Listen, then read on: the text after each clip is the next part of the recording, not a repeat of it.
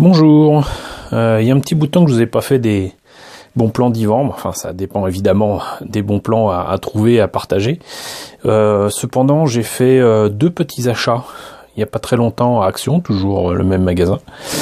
Et je me suis dit que ça serait peut-être l'occasion aussi de vous montrer d'autres véhicules et d'autres jouets que j'ai trouvés là-bas, qui sont pas spécialement disponibles dans tous les Actions de France.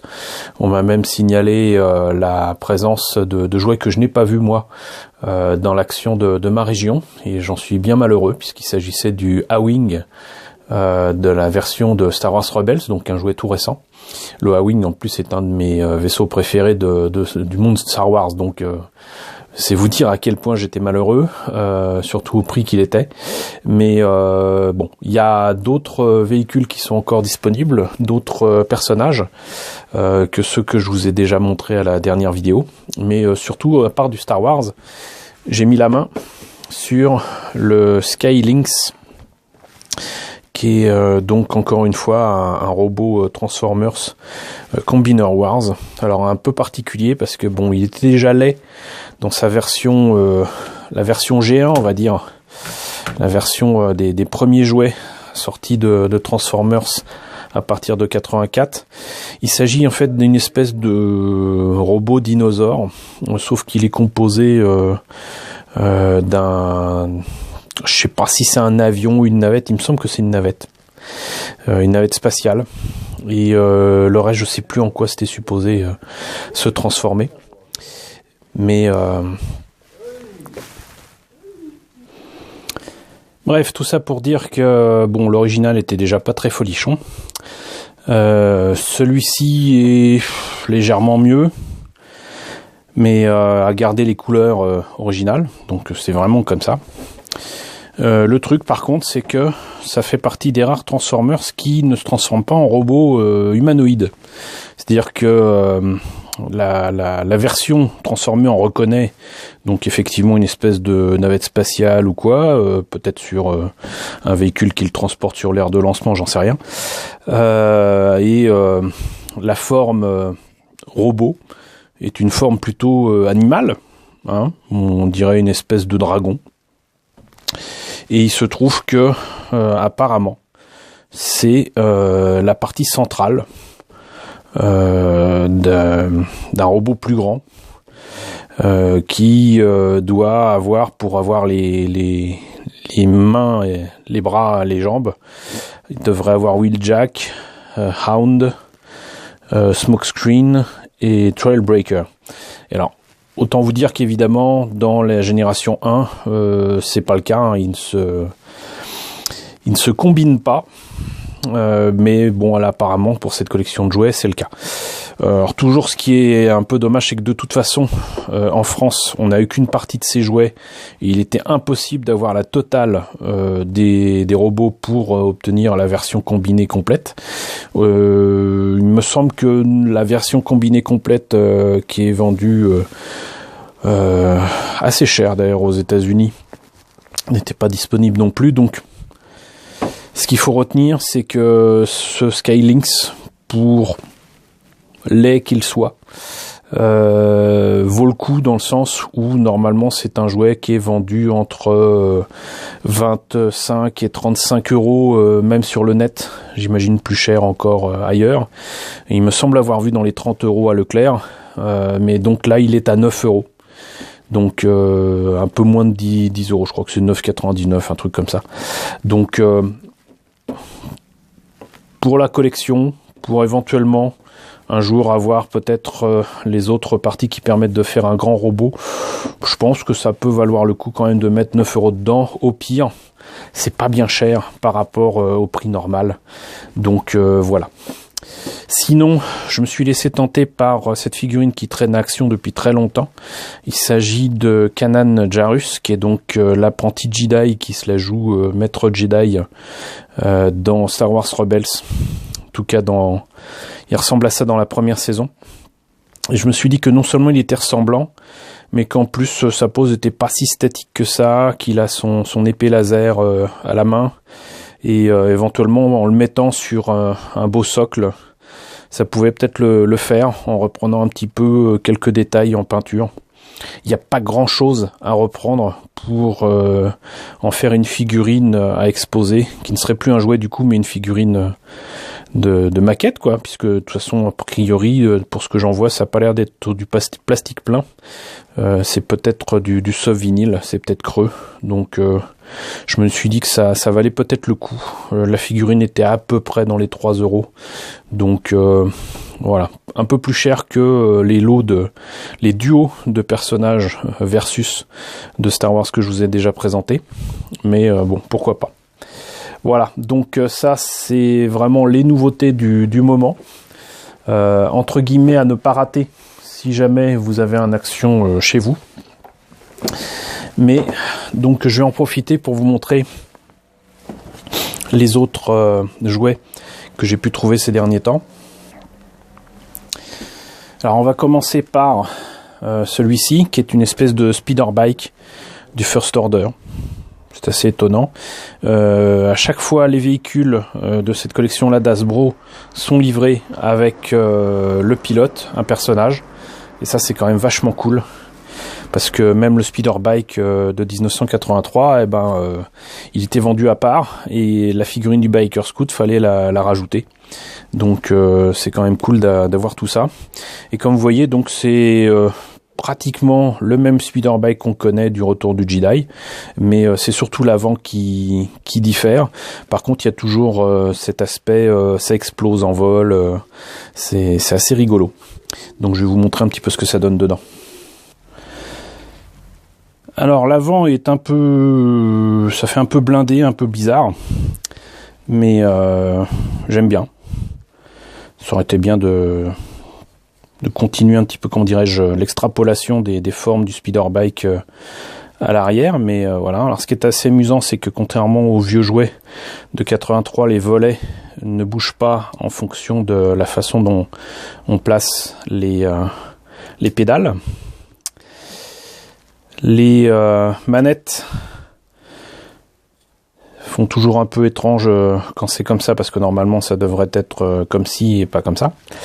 Mais bon, c'est le jouet, hein. Et les armes font quand même assez grossières. Notez que je ne sais pas si c'est un concept qui a été étudié ou fait pour le réveil de la Force ou pour le dernier Jedi. Mais bon, je ne serais pas étonné que ce soit quelque chose qui ait été fait spécialement par Hasbro, tout comme ça peut très bien être aussi un véhicule qui n'existe pas du tout dans les films, même dans les projets. Le personnage, le voici. Même tel quel, il est pas mal. Il est livré avec une petite arme de poing. Et ils n'ont pas oublié de lui permettre de plier les jambes. Ce qui fait que, bon, on peut pas plier les bras, mais ça peut lui donner des poses assez sympathiques. Et on peut donc le mettre sur le speeder bike. Alors le seul truc qui est pas cool, c'est que du coup on peut pas mettre en arrière le casque ou la tête, et évidemment tout se casse la tronche. Je vais pas me compliquer la vie avec tout ça, mais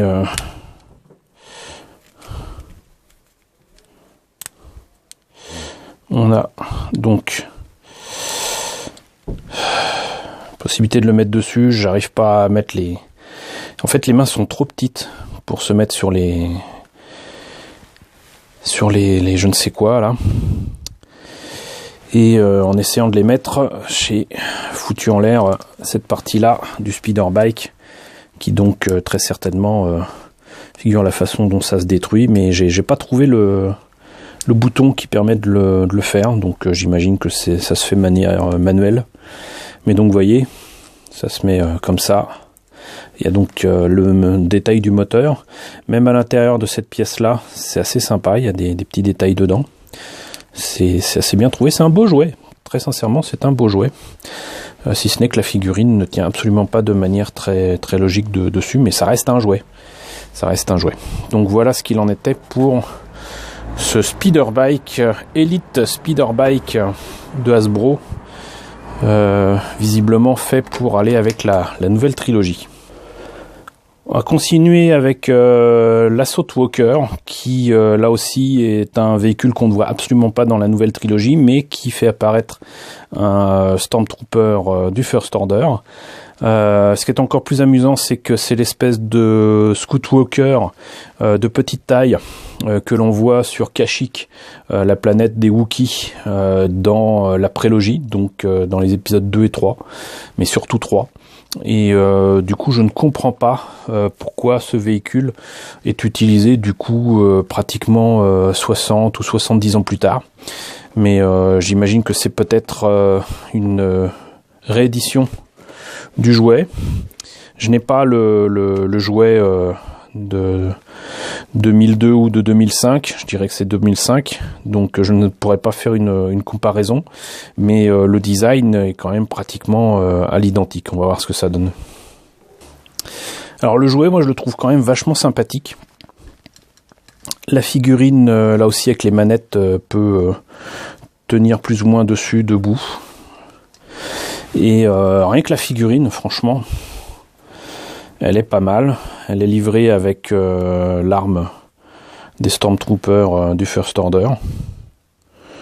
Franchement, ça le fait. Bon, par contre, lui n'a pas les jambes qui se plient, mais les proportions sont quasi réalistes et je trouve vraiment sympa. Vraiment sympa en termes de design, ça le fait. Puis en plus, il est dans un plastique un peu, alors je sais pas si ça se voit à l'écran, mais un peu brillant. Ce qui fait que ça rend bien l'aspect des costumes qu'il y a dans le film. Donc on peut le mettre comme ça. Il y a strictement rien de compliqué dans ce machin-là. Ça peut juste faire ça, et ça, et ça. Voilà, c'est tout. Pas de bouton pour les faire bouger ou faire comme les vieux Scout Walker de 1983.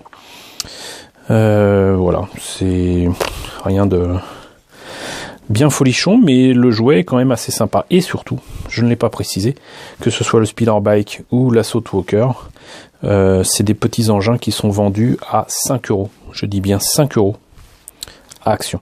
Voilà, donc même pas le tiers du prix d'une figurine en tarif normal. Et vous avez un beau véhicule et une belle figurine. Donc bon, franchement, je trouve que ça vaut le coup. Mais on n'en a pas terminé. On n'en a pas terminé. Pour rester dans les prix sympathiques, voici le Slave One. Alors c'est pas la réédition du jouet de 1980. C'est pas la réédition du jouet de Jango Fett qui était sorti pour... pardon. Il y a eu des petits problèmes d'avalanche de carton et de sacs. C'est pas du tout donc la réédition du vieux jouet. C'est un jouet nettement plus petit, mais avec les bonnes proportions et surtout, il est vendu comme vous le voyez ici avec une figurine de Boba Fett. Superbe. Le jouet lui-même, je le trouve vraiment super sympa. Voilà. Bon, par contre, c'est pas du tout la bonne taille pour le Boba Fett. Hein. Là, je dirais qu'il est pratiquement de la même taille que la maquette que je vous ai déjà présentée d'Airfix. D'ailleurs, c'est assez ridicule de voir qu'ils disent voilà, vous pouvez le mettre dans le cockpit. Là, il est facilement 20 fois trop grand. Mais c'est un beau jouet. Et il est vendu à même pas 5 €, 5 ou 6 €, un truc comme ça. Un prix ridicule. Voilà, il est... ou 7 €, pardon. 5 € c'était le Speeder Bike et l'Assault Walker. Celui-là, il est à 7 €. Donc, de toute façon, même à 10 € il valait le coup. Mais là, franchement, 7 €, il n'y a même pas à hésiter, quoi. Donc, je vais vous montrer ce que ça donne immédiatement. Alors déjà, on va commencer par vous présenter la figurine elle-même. Donc, vous voyez, il a son flingue, son backpack et tout. D'ailleurs, le flingue me semble être celui de l'Empire contre-attaque. Parce que le flingue de Boba Fett change entre celui qu'il y a dans l'Empire contre-attaque et le retour du Jedi.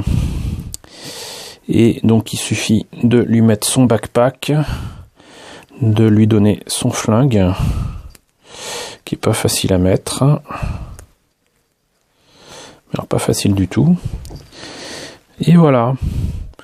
Donc bon, évidemment, je perds le flingue parce que c'était pas facile de le tenir, mais voilà, il a les détails qu'il faut là où il faut. Oups, alors, monsieur Focus, voilà. Il est juste superbe. Et là encore, pour le prix, la moitié du prix d'une figurine normale, et encore, si vous trouvez des figurines Star Wars à 15 €, c'est pas mal. Pour 7 €, disais-je, vous avez non seulement une belle figurine, mais aussi son véhicule. Donc je me fais pas chier, je le mets comme ça à son bras, et voici le Slave One, les amis, le beau Slave One, avec un missile qui fait penser que c'est le véhicule de Jango Fett, puisque normalement le Slave One de Boba Fett ne peut pas faire ça, mais là il suffit du coup d'appuyer sur le petit bouton ici et ça balance le missile. C'est pas mal, franchement, pour les mômes c'est parfait. Et là vous avez donc une vitre teintée pour le cockpit. Là vous voyez, vous mettriez une figurine au 1,72, ça serait parfait.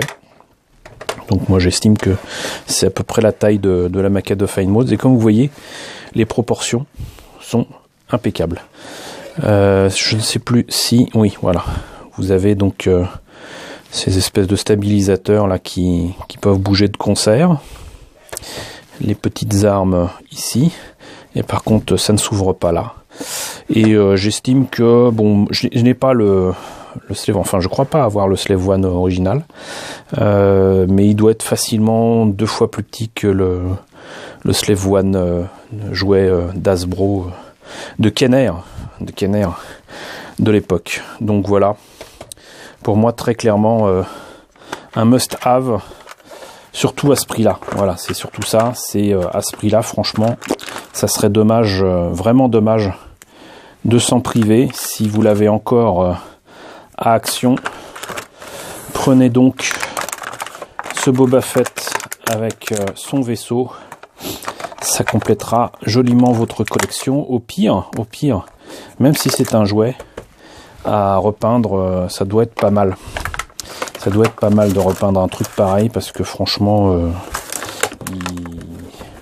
il a tout ce qu'il faut. Tout ce qui lui manque, c'est la peinture comme dans les films. Voilà, mais on n'en a pas fini, on va terminer avec le TIE Fighter.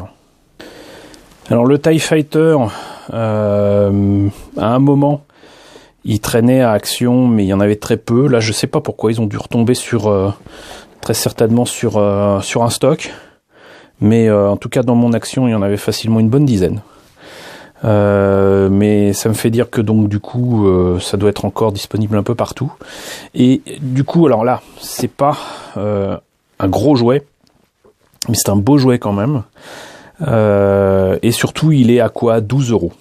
12 €. Et encore une fois, il y a le TIE Fighter et son pilote. Donc voilà ce que vous avez dans la boîte. Là vous avez la figurine qui pour une fois est incluse, et en plus ça peut balancer ses lasers. Il y a l'arme qui manque sur la version de Revel de la maquette. C'est pas des ailes, mais les panneaux solaires peuvent s'enlever avec un petit bouton qui est sur le dessous, en dessous du jouet, alors que le vieux jouet c'était un bouton qui était dessus. Et le truc extraordinaire, c'est qu'ils ont trouvé le moyen de faire en sorte qu'il y ait vraiment 2 sièges.